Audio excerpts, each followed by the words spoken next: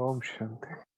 हुँ, तो सबसे पहले तो आज की सभा में उपस्थित सभी भाई-बहनों का स्वागत करते हैं और आज का कार्यक्रम शुरू करने से पहले प्यारे बाप-दादा का हम इस सभा में आह्वान करते हैं क्योंकि ज्ञान भी सब बाबा का है, हम बच्चे भी बाबा के हैं और जो बाबा बनाना चाहता है, बाबा हमें क्या देना चाहता है, वो हम समझ सकें।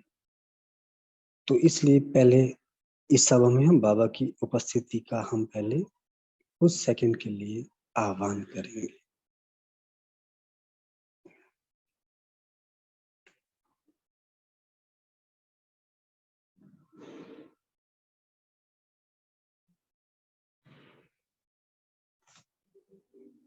तो बाबा आज की इस सभा में हमारे साथ उपस्थित हैं। बाबा के मार्गदर्शन में ही सारा कार्यक्रम आगे चलेगा। तो जैसे दिनेश भाई जी ने कहा कि हम सब बाबा के बच्चे पुरुषार्थ मार्ग पर हैं और जीवन में जीने के लिए अनेक-अनेक चीज़ों की आवश्यकता होती है और उसमें कहीं न कहीं काफ़ी मुख्य रोल हो जाता है परखने का, परख शक्ति का। हम सब बाबा के बच्चे संगम योगी ब्राह्मण, हम सब बच्चे जब बाबा के बच्चे संगम पर आते हैं, बाबा के ज्ञान के द्वारा, तो सबसे पहले ही हमारा परखना होता है कि सत्य बाबा का ज्ञान है, परमात्मा का ज्ञान है, ये दुनिया से थोड़ा अलग है। ज्ञान दुनिया में भी अनेक-अनेक प्रकार के मिलते हैं, लेकिन सबसे पहले हम यही परखते हैं, बाबा हमेशा मुरली में कहा करते हैं कि सबसे पहला निश्चय ये बिठाना है कि ये परमात्मा का ज्ञान है।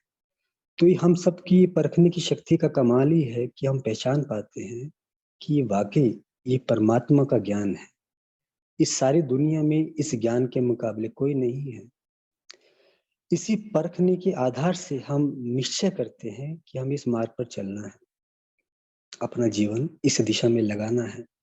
तो परखने की शक्ति के द्वारा हम एक निर्णय लेते हैं जो हमारे इस जीवन को साथ-साथ आने वाले पूरे कल को निर्धारित करता है। अनेक-अनेक सारी दुनिया के सामने ज्ञान दिया जाता है, लेकिन वो थोड़े बच्चे परख पाते हैं कि वाक़ई ये ज्ञान परमात्मा का है, जो डायरेक्ट वो ब्रह्मा तन के द्वारा हमें देते हैं। तो परखने की शक्ति का सबसे बड़ा हमारे जीवन में जो फल है, हमें प्राप्त होता है परमात्म ज्ञान के द्वारा और परमात्म ज्ञान प्राप्त होते ही हमें निश्चय होता है कि बाबा हमारा है और इस आधार से हमें 21 जन्मों की प्राप्ति का अधिकार मिल जाता है। तो एक परखना हमें कितनी प्राप्ति दे जाता है। तो जीवन में जो चलते-चलते अनेक-अनेक बातें आती हैं, हर पल हमारे सामने आती ही रहती हैं। हमें हर पल परखना होता है कि क्या करना है, क्या नहीं करना है। जो करने का सोच लिया उस दिशा में जीवन बढ़ जाता है। अगर गलत परख ली चीज़ को, गलत दिशा में जीवन चला गया, तो हम सब समझ सकते हैं, काफ़ी बच्चों का जीवन खराब हो जाता है। तो इस ज्ञान मार्ग में बाबा हमें जो सबसे कीमती चीज़ देता है, जिस आधार से ही हमारा ये पुरुषार्थ चलता है, वो सबसे पहली चीज़ होती है कि बाबा के द्वारा हमें दिव्य बुद्धि प्राप्त होती है। दिव्य बुद्धि जिसमें ये ज्ञान समझने की शक्ति होती है। हम परख पाते हैं कि ये ज्ञान हमें क्या देना चाहता है। जब हम बाबा के बनते हैं, तो बाबा हमसे चाहता है कि मैं जो तुमको बता रहा हूँ, मैं तुमको जो देने आया हूँ, तुम उसकी वैल्यू को समझ सको। ये सब परखना ही होता है कि वाक़ई ये समय कौन-सा चल रहा है। हमें पढ़ाने वाला ये तो मान गए, हम समझ गए कि भगवान पढ़ा रहा है, ये मान लिया। लेकिन वो भगवान है क्या चीज़?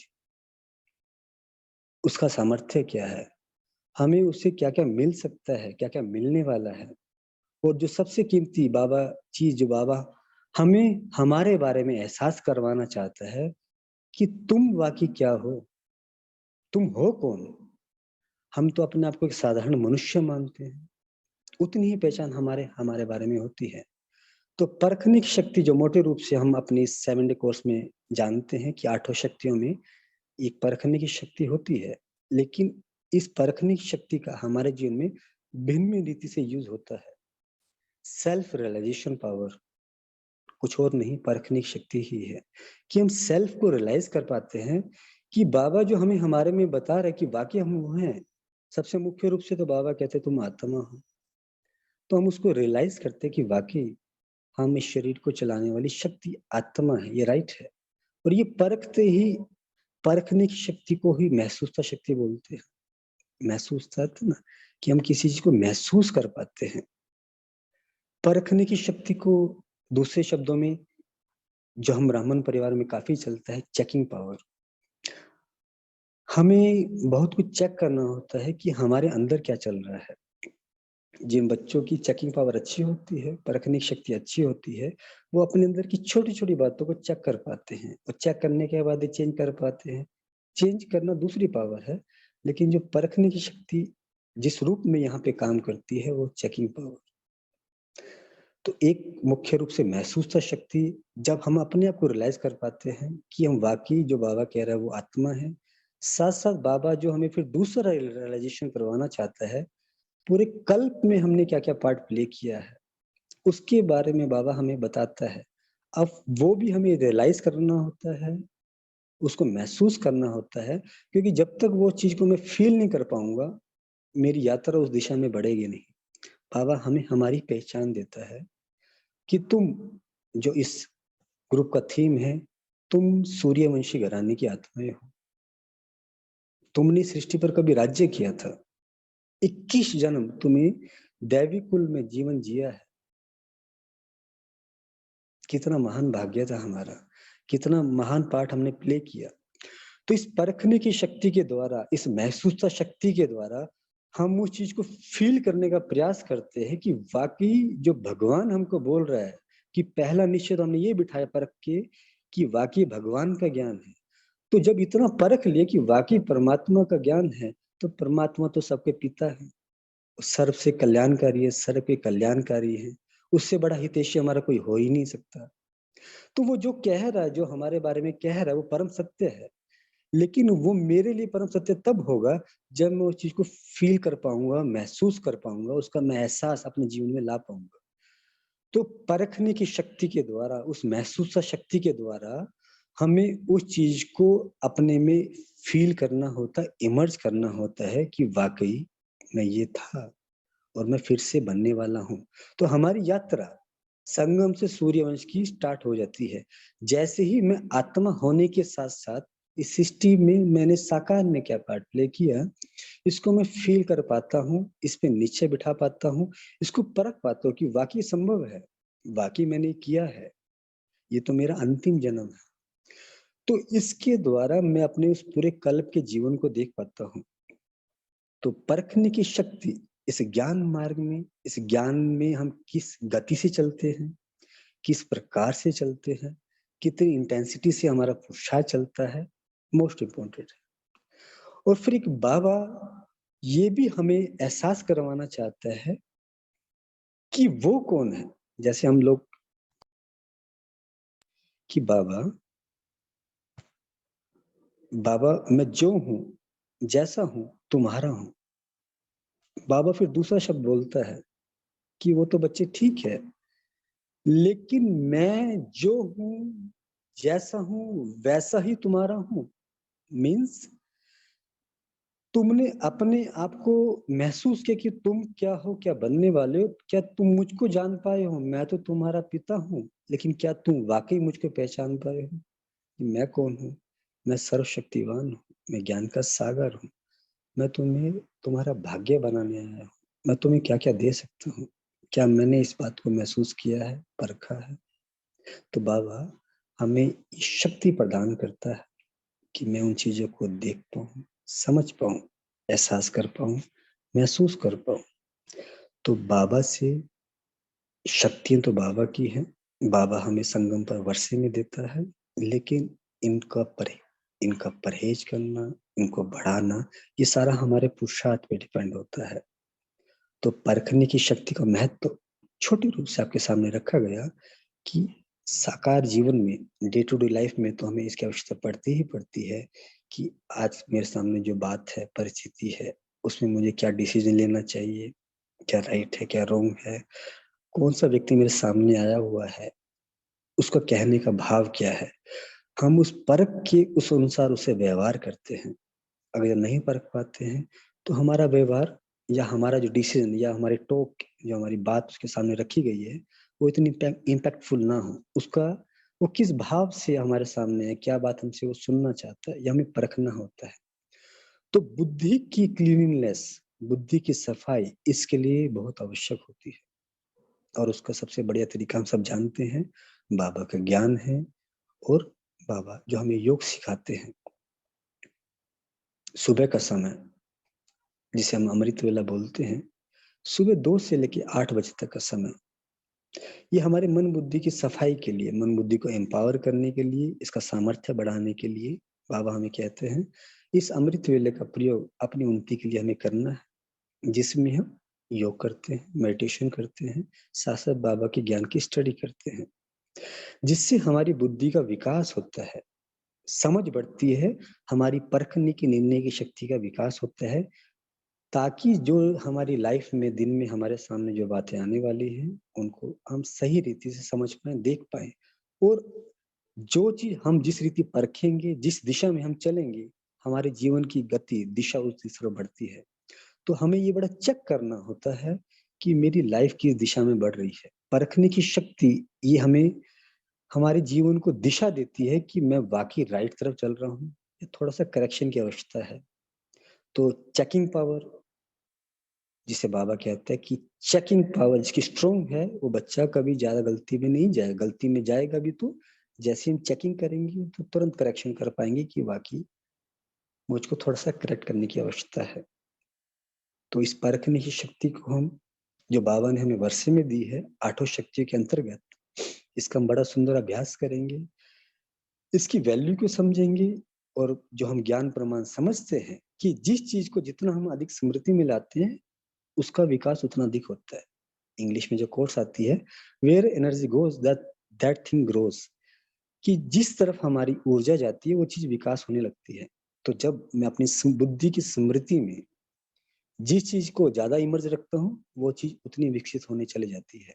तो इस ग्रुप के माध्यम से हम लोग जो शक्ति का अभ्यास कर रहे हैं, इसका उद्देश्य इतना ही है कि हम शक्ति को अपनी बुद्धि में इमर्ज रखें, इनका यूज़ अपने जीवन में देखें, इनका यूज़ हम अपने जीवन में देखें, ताकि हम इसके बेनिफिट को अपने लिए उपयोग में ला सकें। तो बाबा के ज्ञान के द्वारा इस परखने की शक्ति को, महसूसता शक्ति को हम अपने जीवन में बढ़ाएँगे, ताकि लाइफ में जो भी हमारे सामने बातें आती हैं, उसको हम सहज रीति से, सरल रीति से देख पाएँ और बाबा जो हमें देना चाहता है, बाबा जो हमें हमारे स्वरूप के बारे में हमें एहसास कराना चाहता है और अपने जो परमात्म स्वरूप का जो हमें एहसास कराना चाहता है बाबा, कि वो सर्वोच्च शक्ति है सृष्टि की, वो हमें मिली हुई है। हम उससे कितना ले पाते हैं, ये भी डिपेंड करता है कि मैंने बाबा को कितना परखा है। परखने में मीन्स ये नहीं आता है कि वो राइट है या रॉन्ग है। परखने में मीन्स आ जाता है यहाँ पे कि मैंने उसके सामर्थ्य को, उसकी पावर्स को कितना फ़ील करा है, मैं उसको कितना एनालाइज़ कर पाया हूँ, कितना उसको मैं देख पाया हूँ कि वाक़ई वो क्या चीज़ है। क्योंकि जब तक जिस चीज़ की वैल्यू मैं जितना अधिक समझ पाता हूँ, उसका उतना ही बेनिफिट मैं ले पाता हूँ। तो बाबा के शक्ति को हम पहचानें, अपनी शक्ति को हम पहचानें, महसूस करें, अपने को परख पाएँ, बाबा को परख पाएँ और इस संगम के समय को परख पाएँ कि वाक़ई संगम का समय पूरे कल्प में एक बार मिलता है, भाग्य बनाने का समय है। ये समय चला गया, तो फिर मौका नहीं मिलने वाला, भाग्य बँटने का समय चल रहा है। तो संगम के समय को परख के हम अपनी लाइफ़ को, अपनी लाइफ़ के डिसीज़न लें कि किस प्रकार से मैं संगम के समय का मैक्सिमम बेनिफिट अपनी उन्नति के लिए और मेरे द्वारा इस विश्व परिवर्तन के कार्य में मैं परमात्मा का सहयोगी बन सकूँ, जिससे मेरा भाग्य श्रेष्ठ से श्रेष्ठ बने। तो मैं अपने को परख पाऊँ, परमात्मा को परख पाऊँ, इस संगम के समय को परख पाऊँ, इसकी वैल्यू को समझ पाऊँ। कि वाकई ये समय कितना कीमती चल रहा है। तो इस परखने की शक्ति को हमें अपने अंदर बहुत बहुत विकसित करने की आवश्यकता है। बाबा ने हमें दे रखा है, लेकिन इसकी संभाल करना, इसको बढ़ाना, ये हम सबके स्वयं के पुरुषार्थ पे डिपेंड करता है। जितना जितना जिस चीज को यूज किया जाता है, उस चीज का विकास उतना अधिक होता है, हम सब जानते हैं। तो हमें इस परखने की शक्ति का यूज करना सीखना है, करते भी हैं हम डे टू डे लाइफ में, लेकिन इसको और बढ़ाना है। तो पहला जो हमारा चरण चल रहा है कि पहले तो इसकी अवेयरनेस जागृत हो कि वाकई ये शक्ति हमारे पास है। जितना जितना इसकी अवेयरनेस बढ़ेगी, इसकी ताकत बढ़ेगी, इसके अभ्यास हमारे जीवन में आएंगे। जितना जितना इसके अभ्यास हमारे जीवन में आएंगे, इसका बेनिफिट हम देख पाएंगे और इसके हम अथॉरिटी बनते चले जाएंगे। और जितना हम इसका अथॉरिटी बनेंगे, उतना हम दूसरों के साथ इस बात को शेयर कर पाएंगे कि वाकई ये परमात्मा गिफ्ट हमारे पास है। तो क्यों ना हम जो दूसरों के पास जाते हैं कि मुझे क्या करना चाहिए, मेरी लाइफ के लिए ठीक है नहीं है, हम क्यों दूसरों के पास जाएं? हम तो सारी दुनिया को, सारे विश्व को राह दिखाने वाले हैं। तो हम अपनी इस शक्ति का विकास करें और अपने इस अनुभव को बढ़ा के हम दूसरों के साथ शेयर करें। बाबा बोला करते हैं, मनसा द्वारा शक्तियों का दान करना है। वो हमें सीखना है, वो धीरे-धीरे हम इस यात्रा में जैसे-जैसे आगे बढ़ेंगे, वो भी हम सीखेंगे कि मनसा के द्वारा शक्तियों का दान देना क्या होता है। कर्मों के द्वारा बाबा गुणों का दान बोलता है, मनसा के द्वारा शक्तियों का दान। तो एक-एक शक्ति को हम अपने चिंतन में लाते जाएँगे, गहराई से समझते जाएँगे और जैसे-जैसे हमें हमारी समझ विकसित होती जाएगी, हम इसको अपने साथ में फ़ील कर पाएँगे। हम देख पाएँगे कि हमारे लाइफ में इसका इम्पैक्ट कितना ज़्यादा है। हमें आगे बढ़ने का, हर एक को अपने जीवन में ऊँचा उठना बाबा लक्ष्य देता है कि मेरे बच्चे हो, ऊँच से ऊँच पिता के बच्चे हो, तो ऊँच से ऊँच अपना भाग्य बनाओ। तो जब हम जीवन में आगे बढ़ना चाहते हैं, किसी दिशा में हम जाते हैं, तो हमें बहुत कुछ परखना पड़ता है कि ये हम मैं जिस दिशा में बढ़ा हूँ, क्योंकि स्ट्रेट रास्ता तो नहीं होता ना, अनेक-अनेक मोड़ होते हैं। तो मेरी दिशा राइट है, मुझे किस दिशा में चलना है, मुड़ना है, ये हमें परखना होता है। बुद्धि की क्लीयरेंस, बुद्धि की सामर्थ्य, बुद्धि की शक्ति जितनी बढ़ती चली जाएगी, हमारी ये परखने शक्ति बढ़ती चली जाएगी, जिसका सबसे बड़ा सुंदर साधन है हमारी मुरली और साथ-साथ योग, अमृत वेला का योग। तो हम समय के महत्व को भी जानें, संगम के समय के महत्व को जानें, साथ-साथ पूरे दिन में ये जो 24 घंटे हैं हमारे पास, इसमें भी परखें कि कौन-सा समय मेरे लिए किस प्रकार से उपयोगी है। तो उस समय के महत्व को परख के हम उस समय को उस अनुसार यूज़ कर पाएँ। ऐसा ना हो कि जिस समय हमें पुरुषार्थ करने का समय है, उस समय हम सो रहे हों या छोटी-मोटी सेवाओं में या छोटे-मोटे कार्य में उस समय को वेस्ट कर दें। तो हमें जो सेवा का समय है, सेवा के लिए यूज़ करना है। पुरुषार्थ का समय पुरुषार्थ के लिए, क्योंकि वो समय उसके लिए है, जो हमारा सुबह का समय है। उसके महत्व को समझते हुए, परखते हुए, उसको हम अपनी उन्नति के लिए, पुरुषार्थ के लिए यूज़ करेंगे। साथ-साथ सायं का समय, नुमा शाम का समय, वो भी अपनी उन्नति के लिए बाबा हमें देते हैं।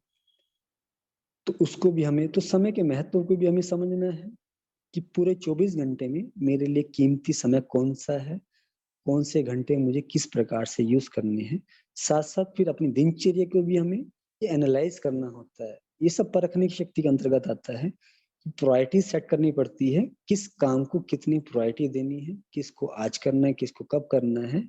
तो ये सब जितना-जितना हमारी बुद्धि विकसित होती चली जाती है, परमात्म ज्ञान के द्वारा, परमात्म योग से, तो वैसे-वैसे ये परखने की शक्ति विकसित होती है, तो हम अपने कार्य को प्रायोरिटाइज़ कर पाते हैं और प्रायोरिटाइज़ करना ही कार्य क्षेत्र में सफलता का सबसे मुख्य साधन रहता है। हम देखते हैं, काफ़ी लोग प्रायोरिटाइज़ नहीं कर पाते काम को। जो काम कम इम्पोर्टेंट होता है उसको पहले करते हैं, जो ज़्यादा इम्पोर्टेंट उसको बाद में करते हैं, तो चीज़ें केओटिक होती चली जाती हैं। तो हमें इन सब चीज़ को समझना है और अपने पुरुषार्थ में लाना है। तो अभी ये स्टार्टिंग के हिसाब से आपके सामने परखने शक्ति का यूज़ रखा। बाकी गहराई से, और जैसे-जैसे हम इस यात्रा पर आगे बढ़ते जाएँगे और इस गहराई से इसको हम कैसे यूज़ करना है, कैसे इसको और विकास करना है, हम समझते जाएँगे। ठीक है? ओम शांति।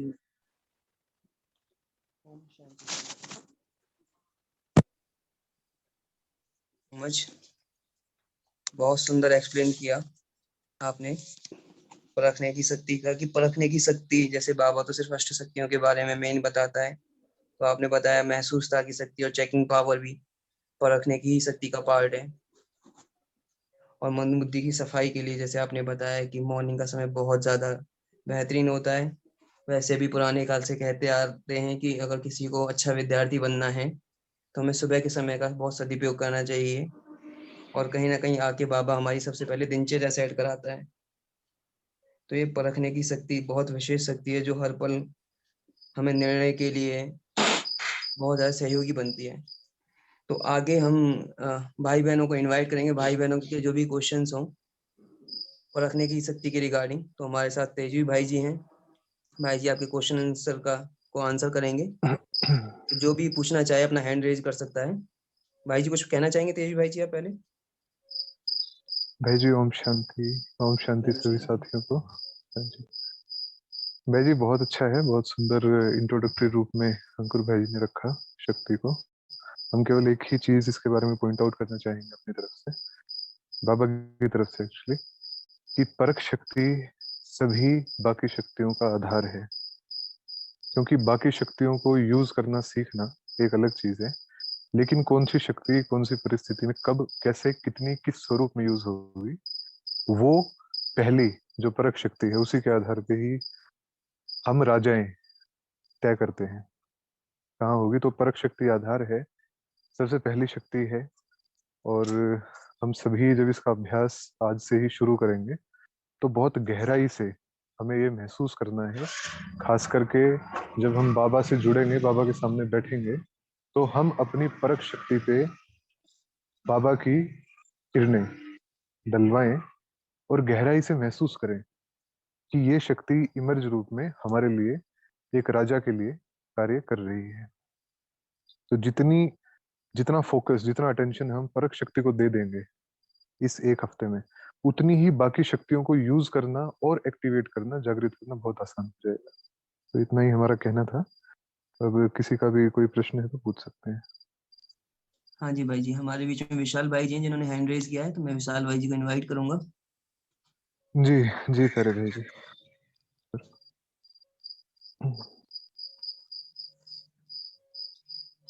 विशाल भाई जी अनम्यूट करके आप पूछ सकते हैं।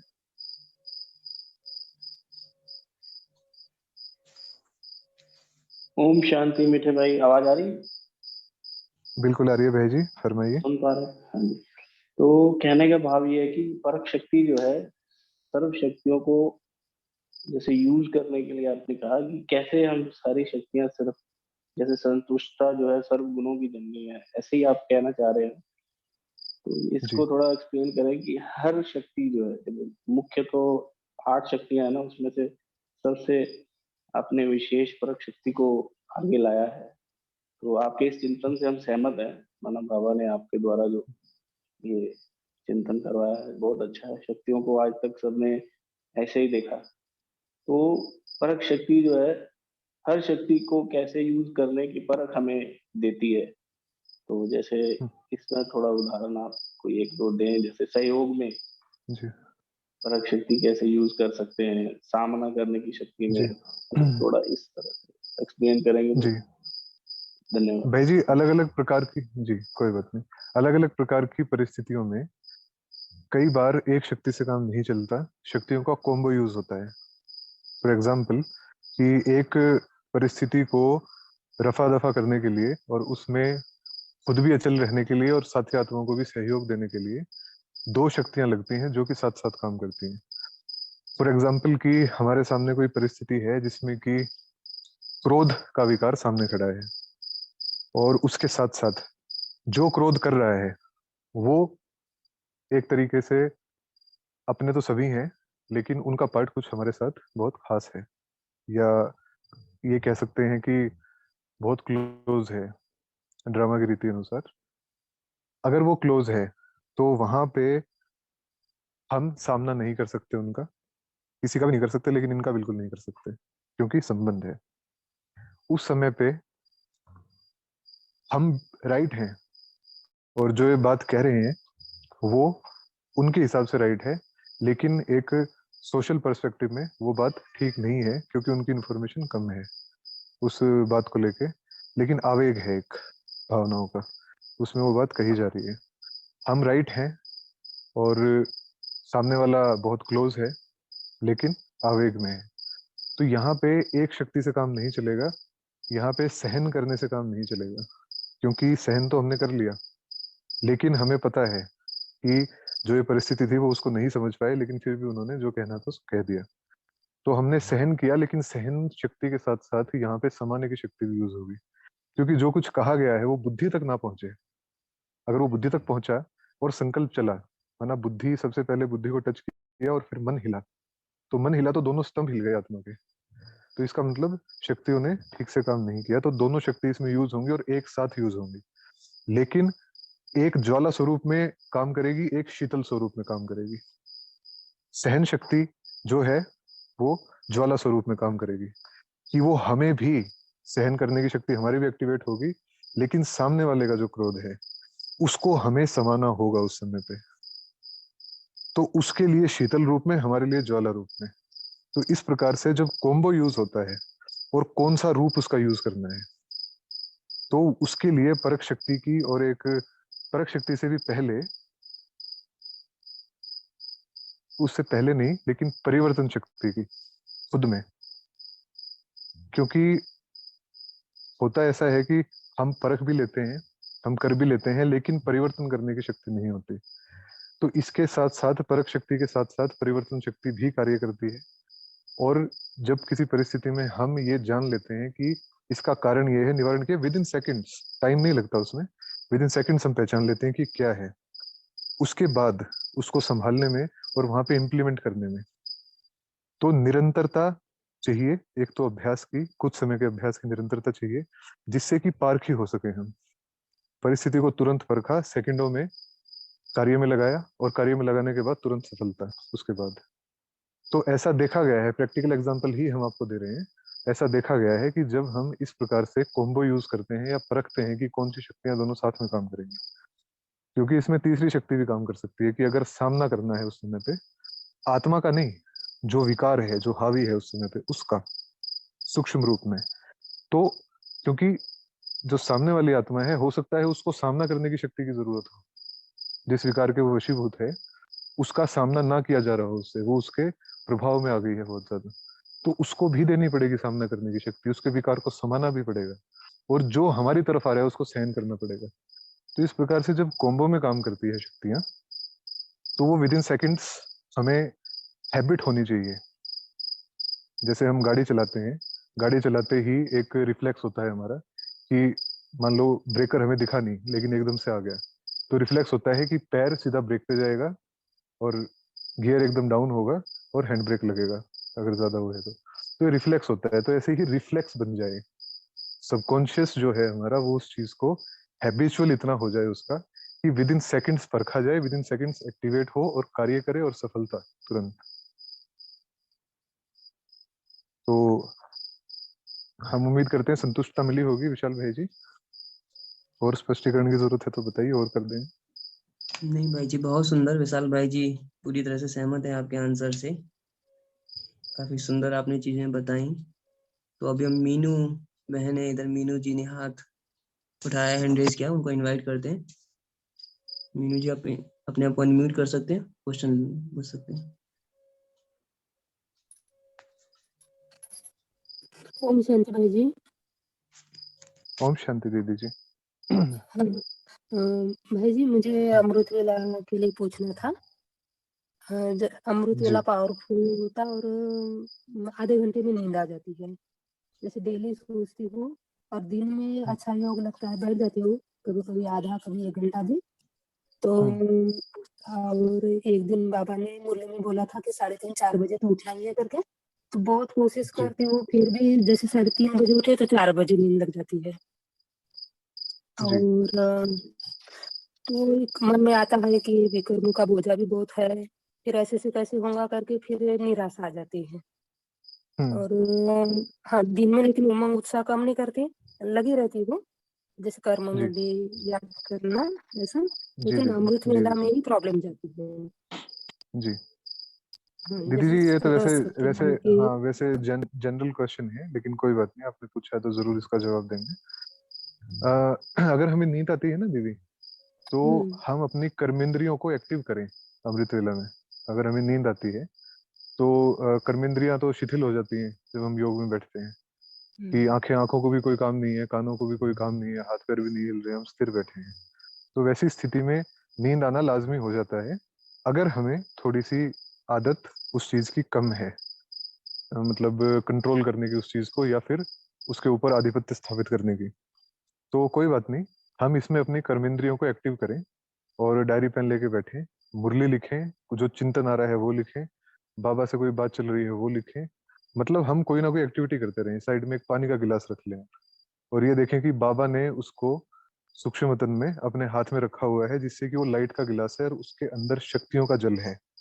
तो एक एक घूंट उसमें से पीते रहें और लिखते रहें जो भी आपको चिंतन चल रहा है, जो भी बाबा से बात चल रही है। तो इससे ये होगा कि कुछ ही देर में जैसे ही बुद्धि कार्य करने लगेगी, एक्टिवनेस आएगी, चिंतन चलेगा, तो 10-15 मिनट, 20 मिनट, 25 मिनट अगर आप ये कर लेते हैं लिखने का, तो कर्मेंद्रिया तो इन्वॉल्व होंगी ही, एक रस आने लगेगा आपको। और 20-25 मिनट के बाद जो बाकी का समय बचता है आपका, उस समय में आप बुद्धि को स्थिर करके और फिर बाबा से प्रॉपर जो मिलन होता है 1-to-1, वो कर सकते हैं। तो थोड़ा सा युक्ति से चलना पड़ेगा, थोड़ा सा कर्मेंद्रियों को एक्टिव करना पड़ेगा, और जिस भी प्रकार से आपको ऐसा लगता है कि थोड़ी सी एक्टिवनेस आ सकती है, वो तरीका अपना के शुरुआत का समय 15 मिनट का, 20 मिनट का, वो हमें व्यतीत कर देना है किसी प्रकार से। करने के बाद फिर ऑटोमेटिकली ही आपकी बुद्धि भी एकाग्र होगी और आनंद भी आएगा, और धीरे धीरे करके जो इनिशियली लिखने का है, इनिशियली यही, ये भी छूट जाएगा। फिर आप एक राजा की तरह बैठेंगे, जहां मर्जी चाहे उड़ेंगे और जितना मर्जी चाहे उतनी देर बैठेंगे। ठीक है दीदी जी? बहुत सुंदर बताया भाई जी। इसमें भी हम विशेष परख शक्ति का ही यूज कर सकते हैं कि हम परखें हमारी दिनचर्या को। तो सोते समय हम चेक करें और अपना पूरा पोता मेल और बाबा ने जो विधि बताई है सोने की, उस पे काम करें। तो काफी सुंदर बताया। बाकी हम सारे भाई बहनों से एक ही चीज कहेंगे, इस वक्त सिर्फ हम परख शक्ति के ऊपर चर्चा कर रहे हैं, तो कोई भी जनरल क्वेश्चंस ना पूछे। जनरल क्वेश्चंस के आंसर्स आपको अलग से मिलते रहेंगे, उनके भी आपके दे दिए जाएंगे। आप ग्रुप में एडमिन को शेयर कर सकते हैं, आपकी चीजें नहीं सॉल्व हो रही हैं तो। बाकी अभी हम सेजल बहन, सेजल दीदी को इनवाइट करते हैं। तो सेजल दीदी आप अनम्यूट कर सकते हैं। ओम शांति भाई जी। ओम शांति। दीदी जी। जैसे आपने अभी कहा ना कि परखने के साथ साथ दो शक्तियों की जरूरत होती है, संभालने की शक्ति और सहन करने की शक्ति। तो सामने वाला क्रोध कर रहा है और अपन अपने सामान की स्थिति में है, उस समय उसे शांति के वाइब्रेशन देते हुए समा तो लेते हैं, बट बाद में जब परिस्थिति एकदम ठंडी हो जाती है, मतलब अपना मन सब कुछ एकदम ठीक हो जाता है, तो बस 1-2 घंटे बाद में वापस वही चिंतन चलता है और मन में बहुत सारे ऐसे नेगेटिव थॉट्स आते रहते हैं। मतलब मन अंदर बकबक बकबक करने लग जाता है। जी तो उसको क्योंकि अपन बोल तो नहीं रहे, लेकिन अंदर से वो मन सोच रहा है कि ऐसा नहीं होना चाहिए। मतलब क्या में पहुंच जाते हैं, मतलब समान की स्थिति, समान की सीट में रहने के बावजूद भी कि मैं बाप जी समान विश्व कल्याणकारी आत्मा हूँ, लेकिन हम्म वो स्थिति नहीं बना पाते हैं जी कि अंदर नहीं दीदी चलना चाहिए सिर्फ वो चिंतन कि ऐसा क्यों हाँ जी हुआ, हाँ जी उन्होंने क्रोध किया, वो भी नहीं चलना चाहिए। हम्म तो वो एक सूक्ष्म हम्म पाप कहला जाता है, लेकिन इसको बचने के लिए क्या करें? दीदी जी, आपने खुद ही कहा कि चिंतन चलता है और सामने वाले के लिए, तो इस चिंतन को ही परिवर्तन करते हैं हम। बहुत सहज साधन है इसका, और भी चीजें हैं कहने के लिए इसमें, लेकिन जो सबसे सहज करके बताया जा सकता है वो ये है कि इसके चिंतन को ही चेंज कर दें। जो ये नेगेटिव चिंतन चलता है ना, इस चिंतन को हम ये करें कि आज तो हम सफल हो गए, हमारी शक्तियों ने सफलता के साथ विजय प्राप्त की है, आज तो खुशी का दिन है। हमने सामने वाले के आवेग को समाते हुए, उसकी जो भी उन्होंने कहा उसको सहन करते हुए, मुस्कुरा के उसको शांत कर दिया। उसकी सेवा की। तो आज का दिन तो बहुत अच्छा गया ना दीदी। तो अपनी विजय की स्मृति में रहे, बातों की स्मृति में ना आए कि उसने क्या कहा, क्योंकि वो आप समा चुके हैं। और समाई हुई चीज को वापस निकाल के लाना, समंदर में फेंकी हुई चीज को वापस निकाल के लाना कोई फायदा नहीं, क्योंकि वो जैसी थी वैसी मिलेगी नहीं, सड़ी गली मिलेगी, है ना। तो उस चीज की कॉन्शियसनेस में, चेतना में जाने की बजाय हम अपनी विजय की चेतना में रहे कि आज तो विजय प्राप्त की है और कल फिर से करेंगे और उससे अगले दिन फिर से करेंगे, है ना दीदी। तो थोड़ा सा हम अपने चिंतन की क्वालिटी की तरफ ध्यान दें, उसको परखें चिंतन को, कि क्या ये चिंतन मुझे ज्यादा फायदा देगा, या मेरी विजय की स्मृति, मेरी शक्तियों के अभ्यास के प्रति जो आज सफलता मुझे प्राप्त हुई है, उसके लिए बाबा का शुक्रिया, है ना। खुद को और ज्यादा सोमान की सीट पे टिकाना कि ये हमारा सामर्थ्य है, ये सामर्थ्य बाबा ने दिया है ना। तो हम चिंतन को ही चेंज कर दें, उसका चिंतन ना करें, स्व का चिंतन करें, अपनी विजय का, अपनी सफलता का चिंतन करें। ठीक है दीदी जी। बहुत सुंदर भाई जी, बहुत सुंदर बताया। इसमें हम विशेष एक और चीज कर सकते हैं। बाबा कई बार कहता है कि फुल स्टॉप, तो फुल स्टॉप लगा करके भी हम चेक करें कि हम रिएक्ट तो नहीं कर रहा है हमारा मन। और कभी कभी हम जैसे दूसरों की काउंसलिंग करते हैं, दूसरों को गाइड करते हैं, ऐसे अपने मन को भी गाइड कर सकते हैं। तो धीरे धीरे धीरे करके हम उस तरफ बढ़ जाते हैं, क्योंकि सिर्फ अभ्यास की जरूरत है कहीं पे भी। तो काफी सुंदर भाई जी ने आंसर किया। अभी हम ममता दीदी को इनवाइट करेंगे। ममता दीदी हैंड रेज कर रहे हैं। ममता दीदी, आप अपना क्वेश्चन पूछ सकते हैं।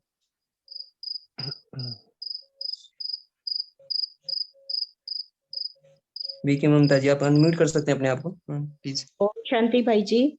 आपने ओम पिछली शांति बार दीदी जी। जी दीदी। आपने पिछली बार ना 16 परखनी शक्तियां बताई थी, उसमें 8 का तो हमें पता है, बाकी की आप जी बता दीजिए प्लीज, हमें सबको फायदा होगा उससे। अच्छा दीदी, एक्चुअली पूरी 16 तो हमें भी नहीं पता, क्योंकि बाबा कई बार संग्रह और संग्राम की शक्ति भी कह देता है, महसूसता की शक्ति भी कह देता है, स्नेह की शक्ति भी कह देता है, प्रेम की शक्ति भी कह देता है। तो मतलब गुण भी हैं उसमें, शक्तियां भी शामिल हैं। तो वो हम आपसे बहुत नम्र निवेदन करेंगे यहाँ पे कि उस पे काम चल रहा है कि उन 16 शक्तियों को 8 के अलावा जो है उसमें एक परिवर्तन शक्ति है और जी एक महसूसता की शक्ति है। तो उनको थोड़ा सा क्लासिफाई करने का काम चल रहा है कि मुख्यतः जो विशेष विशेष शक्तियां हैं। जी जी। इसमें एक्चुअली क्या है, ओम हाँ। शांति, हाँ जी। वैसे तो बेसिकली 8 ही शक्ति रहती है, लेकिन अलग अलग नाम से, जैसे अभी आज निकला था कि परखने शक्ति को ही महसूसता शक्ति बोलते हैं। जी, चेकिंग परखने को हम्म। आज जैसे आपने बताया ना, परखने की शक्ति को महसूस कर सकती चेकिंग या चेकिंग परिवर्तन की, चेकिंग पावर, और जो जैसे हम दृढ़ता लोग की बोल, शक्ति, तो मैं ये जानना चाहती देखिए हाँ, यहीं पे हम लोग शक्ति को थोड़ा सा क्लियर करना चाहेंगे कि दृढ़ता गुण जी। है। कोई भी चीज जब प्रभावशाली रूप अच्छा। अपना धारण करती है तो हम उसको शक्ति बोल देते हैं। जैसे धन की शक्ति है, पोजीशन की शक्ति है, लेकिन शक्ति नहीं है। शक्ति मीन्स कोई भी प्रभावशाली चीज है, माना रूप की शक्ति, यौवन की शक्ति, या कोई भी पोजीशन की शक्ति। एक्चुअली में पोजीशन है, लेकिन जो भी चीज प्रभावशाली है, जिसका प्रभाव पड़ता है व्यक्तियों पे सामने में, हम उसको शक्ति बोल देते हैं। जैसे हमने आपने कहा दृढ़ता की शक्ति, दृढ़ता एक्चुअली में गुण है, लेकिन जब दृढ़ता का गुण इतना जी। प्रभावशाली रूप में है कि उसका तुरंत इम्पैक्ट पड़ रहा है, तो हम उसको शक्ति बोल देते हैं। लेकिन यहाँ पे जो हम बात कर रहे हैं, गुण अलग चीज है, शक्ति अलग चीज है। तो परखने की शक्ति को अलग अलग नाम आपने जाना कि महसूसता शक्ति है, चेकिंग पावर है। ऐसी बाबा जो शक्ति का जी। नाम लेता है कंट्रोलिंग पावर, कंट्रोलिंग पावर बाबा बोलता है, रूलिंग पावर बोलता है, जैसे तेजवीर भाई ने कहा परिवर्तन शक्ति बोलता है। अब जो कंट्रोलिंग पावर होती है वो सहन शक्ति के नाम में आते हैं। सहन शक्ति माना आपने अपने इमोशंस को कंट्रोल कर लिया, सहन कर लिया, ज्यादा आपने रिएक्ट नहीं किया। रूलिंग पावर आती है, एक शब्द हमारी मुरली में आता है रूलिंग पावर, हमारी निर्णय शक्ति का नाम, दूसरा नाम आ जाता है। एक की रूलिंग के लिए आपको डिसीजंस लेने होते हैं, हर पल लेने होते हैं। तो जैसे भिन्न भिन्न शक्तियों के नाम आते हैं, बेसिकली 8 ही हैं, लेकिन उसको हम जैसे गुण हमारे 7 ही हैं। नहीं, आत्मा के गुण 7 है, लेकिन हम दैवी गुणों में 36 गुण बोलते हैं। तो ऐसे उसको एलोबरेट हम भिन्न भिन्न नाम से करते हैं, लेकिन बेसिकली 8 ही शक्ति हैं, 7 ही गुण हैं। लेकिन जब व्यवहार में आते हैं तो उनके, जैसे कोम्बो नाम की बात है, कोम्बो रूप में अलग अलग नाम हम दे देते हैं, लेकिन बेसिकली है 8 ही शक्ति है। ओम शांति। ओम दीदी शांति जी राज। जी, अभिप्राय ये है कि नाम भले ही अलग अलग हो, जैसे कि संतरे को कई बार किन्नू भी कहा जाता है, अलग अलग वैरायटी के होते हैं तो अलग अलग नाम होते हैं, लेकिन कार्य वो एक ही करते हैं, टेस्ट उनका वही होता है, सेम।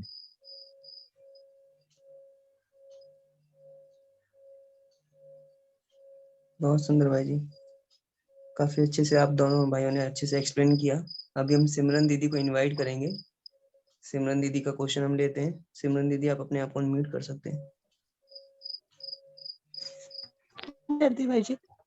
ओम ओम शांति। शांति दीदी जी। भाई जी, बस मुझे ये पूछना है कि जो ये हम शक्तियों की बात कर रहे हैं, इसको धारण हम योग में बैठते हैं तब हमारा क्या चिंतन चलना चाहिए? कैसे हम बाबा से ये शक्तियां अपने अंदर धारण कर सकते हैं? दीदी जी आ जाइए अपने राजाई स्वरूप में और बैठ जाइए सिंहासन पे और बुला लीजिए हाँ कर्मचारियों जी। को, सारे दरबार को सजा लीजिए और दरबार में उपस्थिति दर्ज कराइए स्वयं निराकार परम सत्ता की। वो सामने है, आप सिंहासन पे हैं, उनसे किरणें आप में आई, आपसे सारे दरबारियों को गई। अब दरबारियों में भी विशेष उन 8 को बुलाइए जो आपके मुख्यतः अस्त्र और शस्त्र हैं या सेनापति हैं आपके, जिनसे हाँ आप जी। संहार का कार्य कराते हैं, जिनसे आप कवच का कार्य लेते हैं, सुरक्षा का कार्य लेते हैं।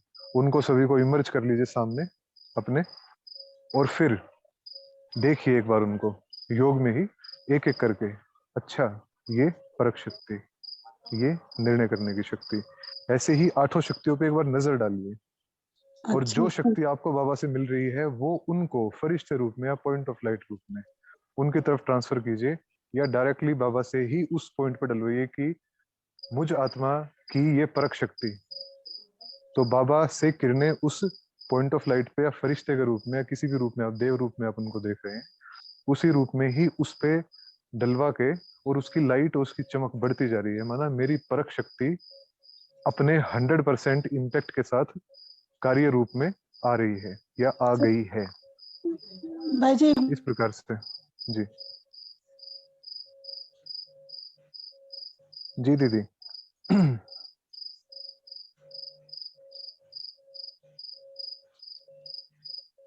सिमरन दीदी दीदी दोबारा आपका अनम्यूट कर लेते हैं। आपका म्यूट हो गया है माइक। हाँ जी, हाँ जी। जी दीदी। मैं ये कह रही थी कर्मचारियों का एक बार क्लियर करो कि कर्मचारी दीदी तो ये जैसे आँख, कान, यही इसी चीज की बात नहीं कर रहे नहीं हो? नहीं नहीं नहीं दीदी, सूक्ष्म में जाना है हमें। हाँ आत्मा के जी। कर्मचारी, ये कर्मेंद्रियां हैं, ये तो मन के कर्मचारी हो गए। मन हाँ जी। हमारा कर्मचारी है, तो हाँ जी। आत्मा के कर्मचारी मना बुद्धि, मन, संस्कार, ओके। और इसके बाद 8 शक्तियां और 36 गुण। तो ये तो हम सभी हमारे कर्मचारी हो गए। 7 गुण बेसिकली, उसका हाँ विस्तार जी। 36 का हो जाएगा। हाँ जी। तो ओके। ये हमारे दीदी, कर्मचारी हैं, ये राज्य दरबार सजेगी हमारी। दीदी एक छोटा सा विजन बना सकते हैं। आसमान में स्टार्स को देखते हैं आप, हाँ जी। उसी रूप में हम अपने आप को स्टार रूप में देखें, और बाकी सारी हमारी कर्मचारी भी स्टार रूप में हमारे सामने, बाबा भी स्टार रूप में ऊपर है। हाँ जी। तो बाबा स्टार से मुझे स्टार में शक्ति आने, मुझसे निकल के इन सारे स्टार्स में जा रही है। ओके, कि मैं मतलब वो शक्तियों को भी एक स्टार के रूप में विजुलाइज करूं कि ये हाँ जी। मेरा मन है, ये बुद्धि है, ये संस्कार है, कि मेरे मन में परखने की शक्ति बाबा से मुझ आत्मा में आ रही है और वो मुझ आत्मा से इस मन में जा रही है। ऐसे कह रहे हो? हाँ जी, हाँ जी। ठीक है। डायरेक्टली परख शक्ति को भी भेज सकते हैं आप, उसको हाँ इमर्ज जी। करके दरबार के लेकिन बीच में अब जैसे परख शक्ति को। आधा घंटा जैसे मैं योग में बैठे हैं, तो आधा घंटा में 10-10 मिनट, 5-5 मिनट, जितना भी टाइम, कि एक शक्ति परख शक्ति पूरा मैं तीनों विजुलाइज कर रही हूँ कि परख शक्ति पूरी कंप्लीट, मैं मतलब कंप्लीट स्वरूप में हूँ। फिर दूसरी ऐसे कर सकते हैं आधे घंटे की शक्तियों का, बिल्कुल कर अगर सकते हैं, डेली आधा घंटा अगर बिल्कुल इनको दी जाए तो शक्तियां, क्योंकि अंदर जब जाएंगी तभी हम उसको प्रैक्टिकल रूप में ला सकते हैं। दीदी जी सोचने से तो वो। हमारे बच्चे हैं ये, हाँ हमें जी। इनको आवाज देके बुलाना है बस। हाँ जी। हमें याद रखना है कि ये हमारे बच्चे हैं, हमें याद रखना है कि हम राजा हैं और ये कर्मचारी हैं हमारे। तो हाँ इनको जी। आवाज देके बुलाते रहना है। तो जैसे बाबा से लाइट डलवाएंगे ना हम इन पे, हाँ तो जी। ये जागृति होती जाएगी, ये इमर्ज रूप में आती जाएंगी। फिर ये ठीक। आपके आसपास कार्य करने लगेंगी, फिर आपको दिखने लगेगा कि आज इस शक्ति ने ऐसे स्पष्ट कार्य किया। तो ठीक है। इसकी चेतना डेवलप करना है, इसकी चेतना डेवलप करना। तो जब हम इस पे लाइट डलवाएंगे या इनका आवाहन करेंगे तो चेतना में आएगी वो चीज, हाँ इमेज जी। रूप में आएगी, स्मृति में रहने लगेगी। जी ठीक है। थैंक यू भाई जी। बहुत सुंदर दीदी जी। रेनू दीदी कुछ बोलना चाहते हैं शायद। रेनू दीदी जी। नहीं नहीं, मैं जस्ट इसमें थोड़ा सा एक ऐड करना चाहती थी अपने अनुभव से कि बताएं जब प्लीज। हम परमात्मा पर एकाग्र होते हैं, है ना, तो आत्मा जैसे बैटरी है, अगर वो अपनी शक्तियों को या गुणों को वो उसमें इमर्ज नहीं हो रहे, ऑलरेडी हैं वास्तव में हर एक आत्मा में 7 गुण और अष्ट शक्तियां ऑलरेडी हैं, है ना, लेकिन वो किसी तरह से मर्ज रूप में है, क्योंकि हमने बहुत बॉडी कॉन्शियसनेस में आकर के बहुत से ऐसे काम किए जिसकी वजह से जो है वो जो हमारी पॉजिटिविटी है, जो मूल हमारा स्वरूप है, वो दब गया है। अब जैसे जैसे हम परमात्मा की याद में बैठते हैं, दिनचर्या मनचर्या सेट करते हैं और ईश्वर की याद में बैठते हैं, तो वो जो कालिमा है जिसको कर्म विनाश कहते हैं, वो मिटने लगते हैं और वो जो हमारा वास्तविक स्वरूप है वो इमर्ज होने लगता है, जिसमें ऑलरेडी 7 गुण और अष्ट शक्तियां हैं आत्मा में, ये दोनों चीजें ऑलरेडी हैं। तो जब अगर किसी को एक परख शक्ति को या हर समय इस तरह से अगर याद करने में मुश्किल हो रही हो, तो हम लोग यदि दिनचर्या मनचर्या सेट करके ईश्वरीय याद में ज्यादा से ज्यादा बैठे, बाबा को ज्यादा याद करें, तो वो जो आप मैक्सिमम देखेंगे योग में बैठने के बाद आप ना आपका साइलेंट हो जाते हो, आप माना आपको ज्यादा वाचा में आना ठीक नहीं लगता, या ज्यादा इधर उधर देखना ठीक नहीं लगता, इंद्रियों का ज्यादा प्रयोग करना ठीक नहीं लगता, क्योंकि वास्तव में आप अपनी मूल स्थिति में स्थित हो रहे हो। तो ये शक्तियां ऑलरेडी आपके अंदर हैं, और यदि ईश्वर को आप बार बार याद करते हो, बाबा को ज्यादा याद करते हो, तो आपकी वो शक्तियां इमर्ज होना शुरू हो जाती है। ये मेरे को अनुभव ऐसा लगता है। भाई जी ज्यादा प्रकाश डाल सकते हैं इस पर। और बहुत सुंदर दीदी आपने एक्सप्लेन किया। और अभी हम चाहेंगे कि तेजी भाई 5 मिनट थोड़ा योग अभ्यास कराएं सारे भाई बहनों को, और जी उसके बाद फिर हम 8:30 तक पूरा कर दें। जी दीदी जी ने बिल्कुल ठीक कहा, ये शुरुआत में किया जा सकता है और फिर इंडिविजुअली भी किया जा सकता है, दोनों ही तरीके से वो कार्य रूप में रहती हैं जी जी इसमें, तो दोनों, हाँ, दोनों ही चीजें यथार्थ हैं, बिल्कुल किया जा सकता है।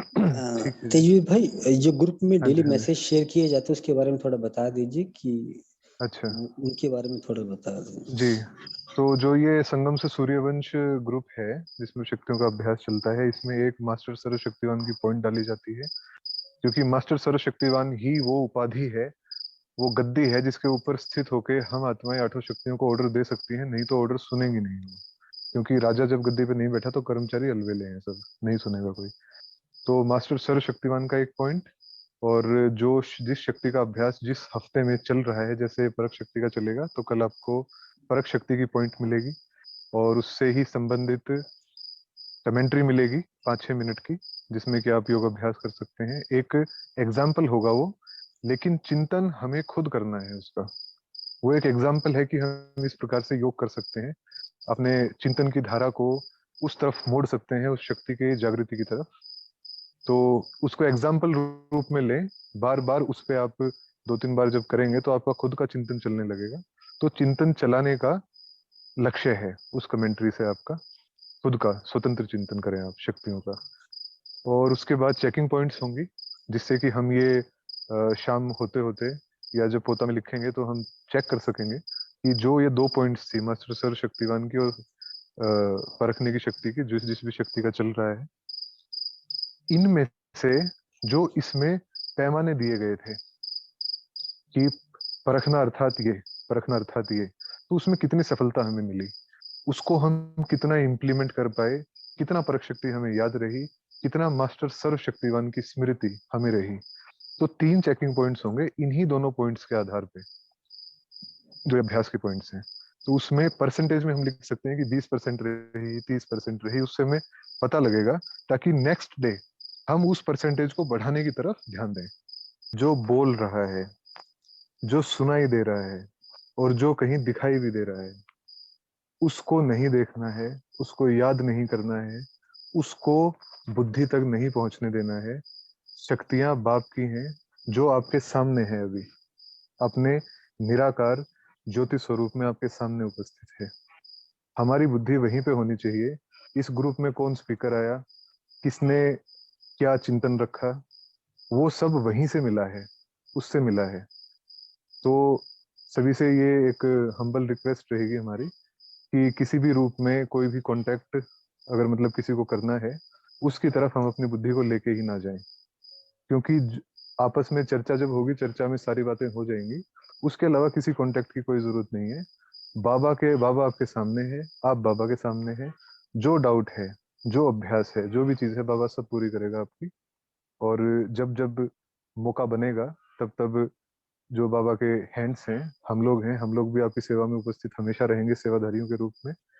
लेकिन जैसा आमतौर पे देखा गया है वैसा हम बिल्कुल ना करें कि मतलब फलानी क्लास किसकी थी और फलानी क्लास किसकी थी। किसी की कोई क्लास नहीं है, आपको बुद्धि में रखना ही नहीं। आपको केवल ये देखना है कि इस 1 घंटे में हमने बाप से 1 to 1 रू रिहान की है शक्ति के ऊपर। अब वो आवाज किसकी थी, कहाँ का था वो हमें बुद्धि से बिल्कुल निकाल देना है, हमें आने ही नहीं देना उसको बुद्धि में। थोड़ा सा इस बारे में विचार कीजिएगा सभी। ओम शांति।